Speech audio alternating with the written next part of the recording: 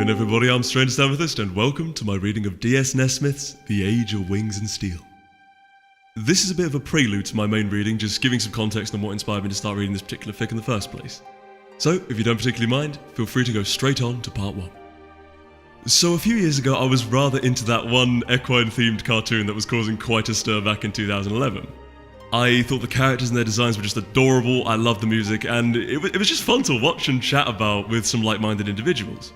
Now, barring the occasional resurgence, I've more or less moved on from that fandom. My friends who watched the show and a few of the big names in the fandom I followed began to lose interest, and that bonkers Twilight vs. Tyrek fight at the end of Season 4 let me bow out of the series on what I personally saw as a high note.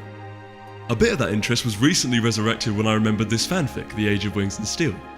Now, I'm not anywhere near as much of a reader as I'd really like to be, and honestly, I've never been one for fanfictions, but one day I found this story posted on Equestria Daily, and I soon found myself hooked. It's been years since I first read this, but to me it came off as a kind of, I suppose you could say, a sort of a Lord of the Rings of Pony vs. Griffin War fanfictions.